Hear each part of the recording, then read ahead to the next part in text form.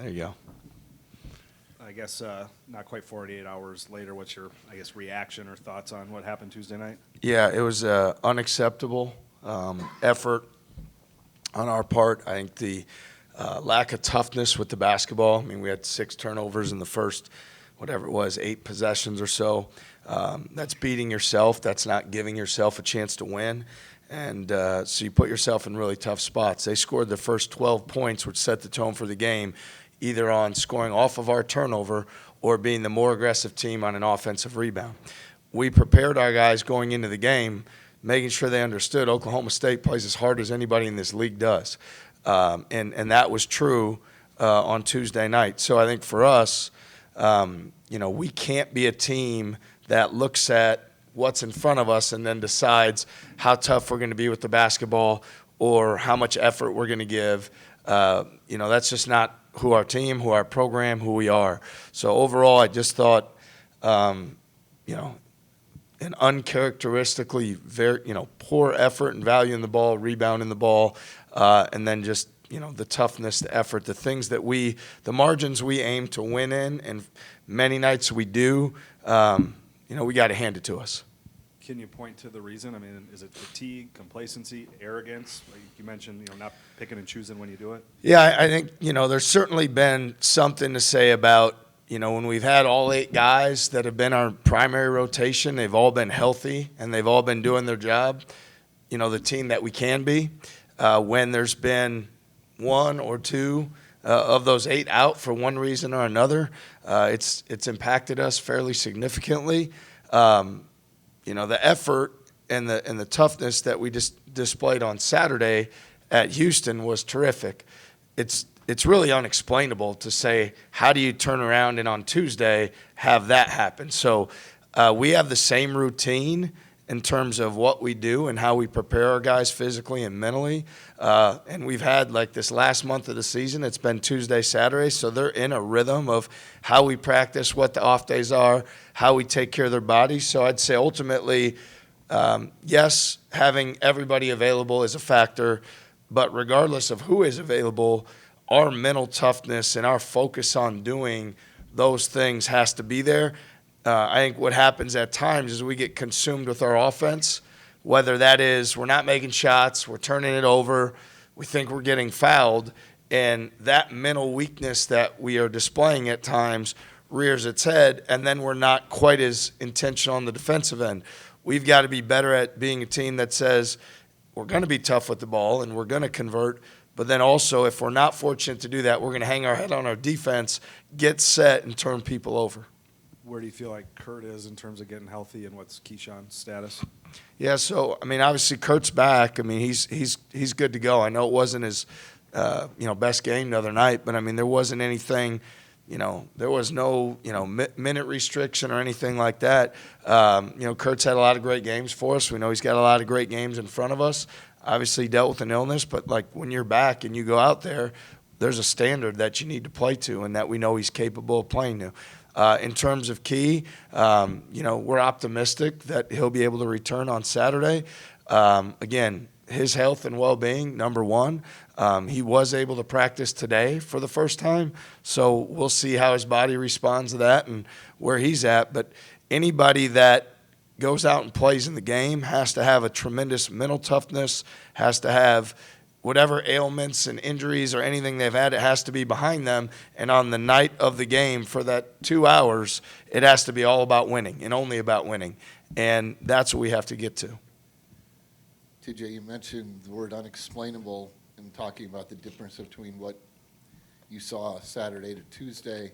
Does it become even more unexplainable when presumably in practice, I know how exacting it is. Guys are probably practicing well, and yet somehow what happened on Tuesday happens? Well, yeah, again, I'm not somebody, I respect all our opponents, I respect all the coaches and programs, and I'm someone that believes in control what you can control. So there is such a thing as the other team can make you play bad by what they do, but I also feel like we've shown at times when we haven't had a great performance, but we've still displayed a lot of toughness, ball security, and those sort of things. Our team right now, overall, we've got to establish a greater degree of consistency. I know everybody likes to draw parallels this year, last year, that year, this team, that team. What I would say is what our program has established over 4 years, 95% of the games is the toughness, the mental toughness, the effort, the energy, the enthusiasm, not reacting to calls, all of those things. That's been the 95% that we've had over 4 years. For whatever reason, we've had a few games this year that don't go in alignment with that 95%. And it's unacceptable to have it happen again. We spend a lot of time on the consistency of habits, the daily habits, the physicality, the mental toughness of how we do that. So regardless of injury, regardless of what guys are dealing with, all those things, there's a standard that we need to display when we go out and compete, and it has to be that 95% has to trend towards 100% of the time.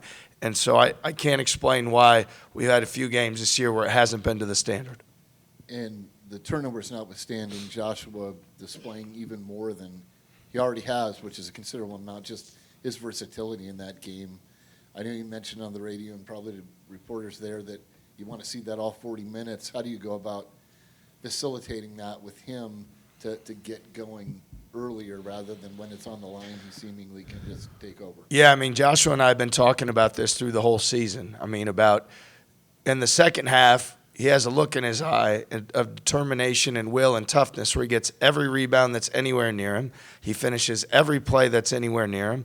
And if we were to start games that same way, we would put ourselves in great position. And I'm extremely proud of Joshua and how he's continued to work because we've seen him get better even through the course of the season. We've seen him have the ball more, make more plays, be a great finisher in games and finding ways. But, I mean, it would be naive to not mention that we need Joshua to start the game that way, not wait till we're at deficit. We need Joshua on the first possession to say, give me the ball.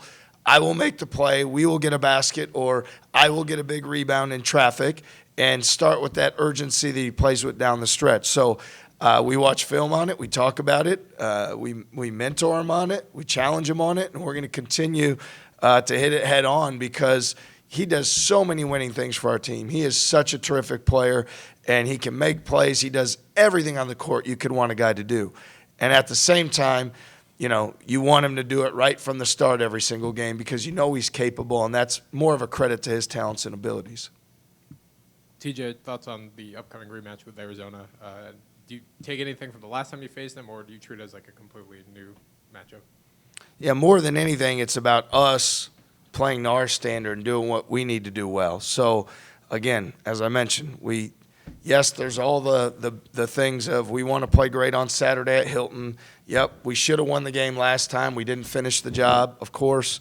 All that, whatever should be built up internally, even more than the opponent, we should have personal pride. We should have pride in what we do and a job well done, even before we can worry about the 10% of preparation for Arizona. So we're putting a tremendous emphasis and focus on our daily habits, what we need to do, how we need to play, and then also, combining that with, yes, it was a game on the road that we had within reach that we should have won and we didn't finish the job. And so, hopefully our guys use that the right way to give us the best chance to be successful. And maybe it's in a similar vein, but just how frustrating is it to, you guys were rebuilding momentum after you got Milan back, and there's never a good time for injuries, but then, you lose 2 players and you guys have a rough road trip. Just how tough is it dealing with that just when things were starting to go back your way again? Yeah, I mean, we take a lot of pride in doing the hard things and hitting adversity head on, so it's not frustrating, it's not difficult, it's not challenging, it's what life is stuff's going to happen, things aren't going to go your way, and then the job is to immediately flip it and make it go your way. That's as a coach, as an athlete, as a student, as a person in life. And so, we know what we sign up for. There's going to be injuries. There's going to be guys that are hurt. There's even going to be times that you need to play injured and hurt and find a way to make your team win because it's late February. It'll be March when we play on Saturday. So, the only thing we're guaranteed at this point probably is that there's 5 games left. There's 3 in the regular season, at least one in the Big 12 tournament and one beyond that. And so if your urgency isn't at the highest level, regardless of who we put in the game and the pride in the program and everything you got going on personally, then, man, you're missing the deal, because this is the most fun this will ever be, is this time of the year. And when you're playing games that are meaningful, I never take that for granted. So we've got to make sure that everybody in our program has a excitement for what's in front of us and how we attack it. And there's no victim, and there's no feeling bad, and there's no frustrated, and there's none of that now. It's everything's right in front of us. Coach, going before Houston, obviously you found out that Curtis was sick, and then obviously Keyshawn was dealing with the muscle strain. What happened with the decision-making process going into that, knowing you guys be out both those players going into Saturday? It's really, I talk to our guys and say, we want to do what's best for you. Our training staff and medical staff does an unbelievable job communicating with them. And as I mentioned, that everyone's dealing with something at this point in the year. Guys know their bodies and themselves better than even what we do. Instead of sitting here and going through player by player what ailment or injury or sickness or something they all have, we present them with the facts, medical information from Vic Miller, who does a tremendous job, and Doc Showman, our medical team. This is what the facts are. And it ultimately comes down to, can they do it? But like when you go between the lines, and now you got to play good and make us win. It's not just being out there isn't heroic. It's being out there with a tremendous sense of pride and passion to make our team win. And so we'll continue to make those decisions wherever they are in the best interest of the young men in our program, so that when they take the floor, that they're able to play to that standard. And then obviously talk about guys stepping up. Obviously Nate Heisey was getting the start when Keyshawn is out, both at Houston, at Oklahoma State. You see he's getting even better. I think he's improving his season highs in points, getting more confidence in his shot. What have you just seen from these past two games from Heisey? Yeah, I think Nate Heisey's playing to his ability level. I don't think he's doing anything at this point beyond that. He's extremely capable. He's a really good player. He's tough. He guards. He competes. He's a winner. He moves great without the basketball. He's a great decision maker with the ball. He's making shots at a high level. He's putting the time into it. So it's great to see Nate playing to the level that we know he can play to. And just like everybody else, that standard can't deviate now. Like, he set a standard. We know what it looks like.